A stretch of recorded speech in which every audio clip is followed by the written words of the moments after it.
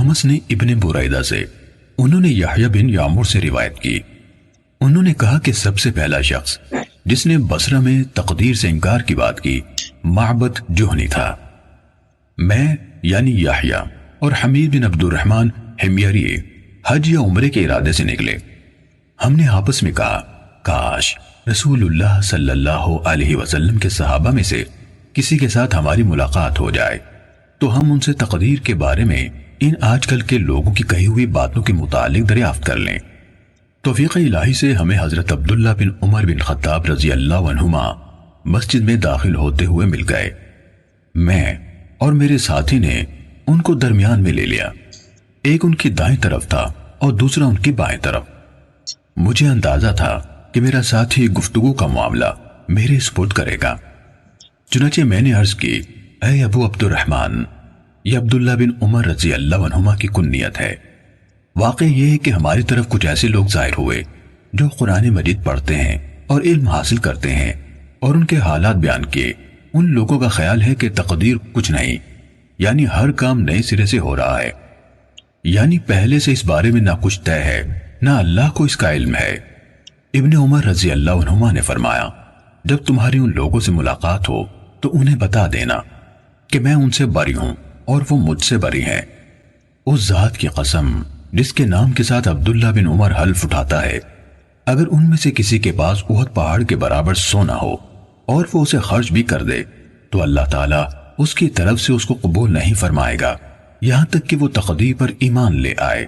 پھر کہا، مجھے میرے والد عمر ابن خطاب رضی اللہ عنہ نے بتایا، ایک دن ہم رسول اللہ صلی اللہ علیہ وآلہ وسلم کی خدمت میں حاضر تھے کہ اچانک ایک شخص ہمارے سامنے نمودار ہوا۔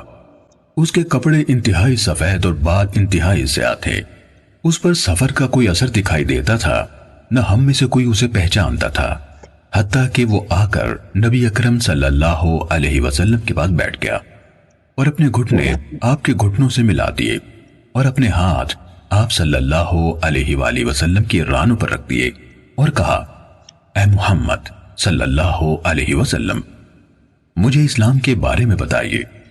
رسول اللہ صلی اللہ علیہ وسلم نے فرمایا، اسلام یہ ہے کہ تم اس بات کی گواہی دو کہ اللہ تعالیٰ کے سوا کوئی عبادت کے لائق نہیں اور محمد صلی اللہ علیہ وسلم اس کے رسول ہیں۔ نماز کا اہتمام کرو، زکوٰۃ ادا کرو، رمضان کے روزے رکھو، اور اگر اللہ کے گھر تک راستہ طے کرنے کی استطاعت ہو تو اس کا حج کرو۔ اس نے کہا، آپ نے سچ فرمایا۔ حضرت عمر رضی اللہ عنہ نے کہا، ہمیں اس پر تعجب ہوا کہ آپ سے پوچھتا ہے اور خود ہی آپ کی تصدیق کرتا ہے۔ اس نے کہا، مجھے ایمان کے بارے میں بتائیے۔ آپ نے فرمایا، یہ کہ تم اللہ تعالیٰ، اس کے فرشتوں، اس کی کتابوں، اس کے رسولوں اور آخری دن یعنی یوم قیامت پر ایمان رکھو اور اچھی اور بری تقدیر پر بھی ایمان لاؤ۔ اس نے کہا، آپ نے درست فرمایا۔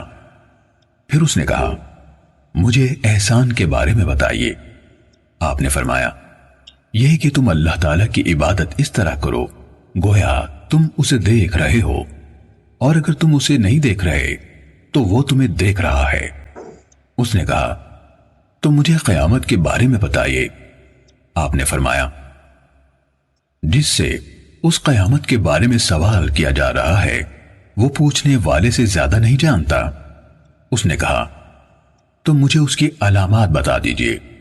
آپ نے فرمایا، علامات یہ ہیں کہ لونڈی اپنی مالکہ کو جنم دے، اور یہ کہ تم ننگے پاؤں، ننگے بدن، محتاج، بکریاں چرانے والوں کو دیکھو کہ وہ اونچی سے اونچی عمارتیں بنانے میں ایک دوسرے کے ساتھ مقابلہ کر رہے ہیں۔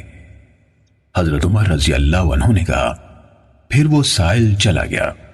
میں کچھ دیر اسی عالم میں رہا، پھر آپ صلی اللہ علیہ وآلہ وسلم نے مجھ سے کہا، اے عمر، تمہیں معلوم ہے کہ پوچھنے والا کون تھا؟ میں نے عرض کی، اللہ اور اس کا رسول زیادہ آگاہ ہے۔ آپ صلی اللہ علیہ وآلہ وسلم نے فرمایا، وہ جبرائیل تھے، تمہارے پاس آئے تھے، تمہیں تمہارا دین سکھا رہے تھے۔